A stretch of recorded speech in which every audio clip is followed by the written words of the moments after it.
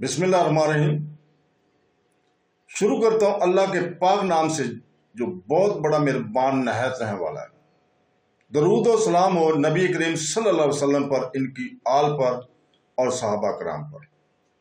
دوستو، بہنوں، بھائیوں، بزرگوں، ہمارے اس اسلامی چینل کے محترم ناظرین، آج ہم اپنے اس اسلامی چینل پر ایک نئی بابرکت اور طویل عرصے چلنے والی سیریس غزوات النبی کے آغاز کا اعلان کرتے ہوئے فخر محسوس کر رہے ہیں۔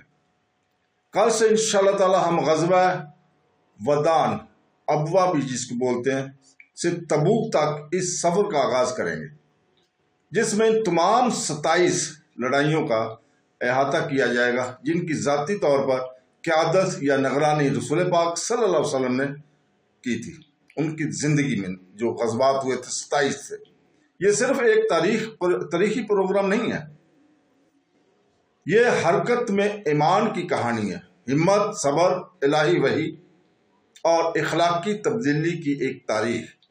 اس سلسلے کے ذریعے ہم نہ صرف اس بات کا مطالعہ کریں گے کہ کیا ہوا، بلکہ یہ کیوں ہوا اور اس طرح سے آج امت کے لیے کیا لازوال سبق ہے اس کا۔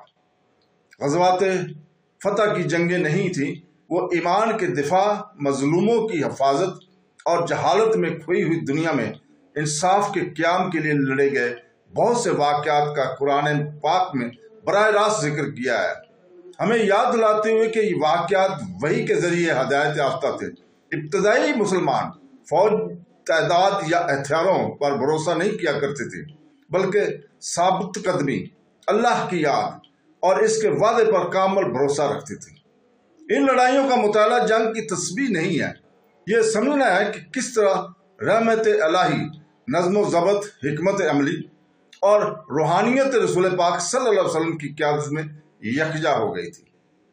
مکہ مکرمہ میں برسوں کے ظلم اور ستم کے بعد مسلمان ہجرت کر کے مدینہ چلے گئے۔ ان کے دشمنوں نے دشمنی جاری رکھی اور اللہ تعالیٰ نے اپنے دفاع کی اجازت دے دی۔ انہوں نے منظم تحفظ اور اخلاقی مزاحمت کا آغاز کیا۔ اس کے بعد ہر غزوہ الہی مقصد کو پورا کرتا ہے، چاہے تصادم ہو، معاہدہ ہو یا سفارتی مشن۔ غزوہ ابوا، بواد اور صفوان جیسی پہلی مہمات بغیر کسی لڑائی کے ختم ہوئی تھی۔ انہوں نے اتحاد بنایا، امن قائم کیا اور بغیر کسی اشتعال کے تیاری کا مظاہرہ کیا۔ رسول پاک صلی اللہ علیہ وسلم نے ثابت کیا کہ اسلام خون ریزی پر معاہدوں کو ترجیح دیتا ہے۔ پہلی بڑی جھڑپ بدر کے مقام پر ہوئی، جہاں 313 مومنین نے قریش کے 1000 جنگجوؤں کا سامنا کیا تھا۔ فتح طاقت سے نہیں، ایمان کے ذریعے حاصل ہوئی تھی۔ یہ ثابت کرنا کہ اللہ تعالیٰ پر بھروسہ کسی بھی ہتھیار سے زیادہ طاقتور ہے۔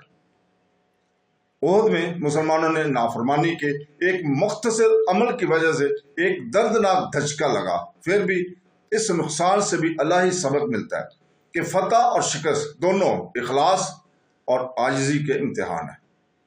احد کے بعد چھوٹے چھوٹے واقعات جیسے ہمراء الاسد، راجی اور بیر معمونہ کے برادری کو خیانت اور شہادت کے ذریعے آزمایا۔ ان مشکل وقتوں میں منافقین نے مدینہ کے اندر سے کمزور کرنے کی کوشش کی اور قرآن پاک نے ان کے اندرونی لغزش کو بے نقاب کر دیا۔ ان علامات کے ذریعے نبی کریم صلی اللہ علیہ وسلم نے اتحاد، نظم و ضبط اور اللہ پر بھروسہ کو مضبوط کیا۔ ایک بڑا امتحان اس وقت آیا جب تقریباً 10,000 دشمنوں نے مدینہ کو گھیر لیا۔ سلمان فارسی کے مشورہ سے خندق کھودی گئی۔ ہفتوں بھوک، خوف اور ٹھنڈی ہواؤں نے اہل ایمان کا امتحان لیا، پھر بھی ان کا ایمان مضبوط رہا۔ اللہ تعالیٰ نے ایک اور طوفان اور غیب کی فوجیں بھیجی، دشمن کو بڑی لڑائی کے بغیر منتشر کر دیا۔ یہ ظاہر کرتا ہے کہ جب دل ثابت قدم رہتے ہیں تو فتح غیر متوقع طریقوں سے آتی ہے۔ حدیبہ کا معاہدہ ناگوار گزرا، پھر بھی رسول پاک صلی اللہ علیہ وسلم نے اسے پورے اعتماد کے ساتھ اسے قبول کیا۔ اللہ تعالیٰ نے اسے واضح فتح کے طور پر نازل کیا۔ اس نے اسلام کے پرامن پھیلاؤ کے دروازے کھول دیے۔ یہ ثابت کیا کہ حکمت عملی کے صبر سے وہ حاصل کیا جا سکتا ہے جو تلواریں نہیں کر سکتی۔ خیبر میں مسلمان فوج کو مضبوط قلعوں اور ہنرمند جنگجوؤں کا سامنا کرنا پڑا۔ علی ابن ابی طالب حضرت علی کرم اللہ وجہہ کی قیادت میں فتح ہمت اور خدائی مدد سے حاصل ہوئی۔ رسول پاک صلی اللہ علیہ وسلم نے شکست خوردہ کے لیے انصاف اور انسانیت کی پالیسی قائم کی، فتح میں بھی رحم کیا۔ 3000 مسلمانوں کو ایک زبردست بازنطینی فوج کا سامنا کرنا پڑا۔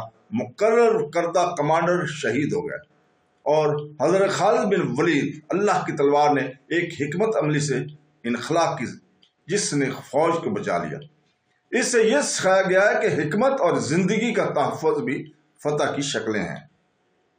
تو دوستو، بہنوں، بھائیوں، بزرگوں، ہجری کے 8ویں سال رسول پاک صلی اللہ علیہ وسلم 10,000 مومنین کے ساتھ مکہ مکرمہ میں داخل ہوئے، پھر بھی وہ عاجزی کے ساتھ داخل ہوئے۔ حضور پاک صلی اللہ علیہ وسلم مکہ میں جب مکہ کو فتح کیا تو اس میں بھی عاجزی کے ساتھ داخل ہوئے۔ ان لوگوں کو معاف کر دیا گیا جنہوں نے انہیں برسوں تک نقصان پہنچایا تھا، تکلیفیں دی تھی۔ تاریخ میں کسی شہر نے اس سے زیادہ پرامن فتح نہیں دیکھی۔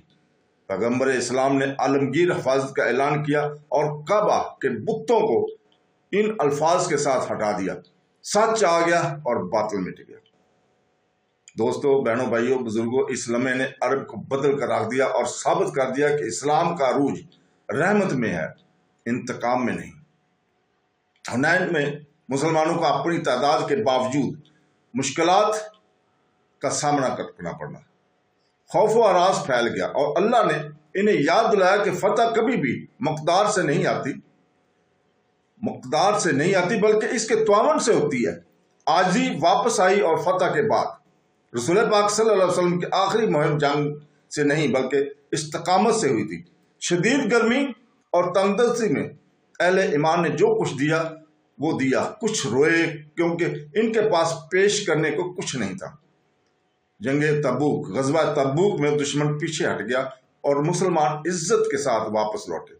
یہ ظاہر کرتا ہے کہ اخلاص اور قربانی کے لیے تیار رہنا ہی فتح ہے۔ تمام 27 غزوات میں سے ایک اصول برقرار رہا، رسول پاک صلی اللہ علیہ وسلم نے ظلم کا مقابلہ کیا، لوگوں سے نہیں۔ تو دوستو، انہوں نے عورتوں، بچوں، بوڑھوں اور ریبوں، فصلوں یا جانوروں کو نقصان پہنچانے سے منع کیا۔ حضور پاک صلی اللہ علیہ وسلم نے منع کیا۔ انہوں نے قیدیوں کے ساتھ ہمدردی، معاہدوں میں انصاف اور تمام معاملات میں دیانتداری سکھائی۔ انہوں نے میدان جنگ کو اخلاقیات کے کلاس روم اور دلوں کو ہدایت کے برتن بنا دیا۔ غزوہ سیریز کی ہر قسط ہماری اس اسلامی چینل میں غزوات النبی بیٹل آف اسلام کی ہر قسط کو اپلوڈ اور پبلک کرنے سے پہلے اچھی طرح سے ہماری یہ ٹیم چیک کیا کرے گی۔ اس سیریز کا مقصد پیغمبرانہ قیادت، حضور پاک صلی اللہ علیہ وسلم کی قیادت، اطاعت، قربانی اور الہی اعتماد کے بارے میں ہماری سمجھ کو بحال کرنا ہے۔ تو دوستو، بہنوں، بھائیوں، اللہ اس صبر کو ہمارے دلوں کو مضبوط کرنے، ہمارے علم میں اضافہ کرنے اور ہمیں نبی کریم صلی اللہ علیہ وسلم کے راستے سے قریب کرنے کی توفیق عطا فرمائے۔ آمین ثم آمین۔ اللہ حافظ۔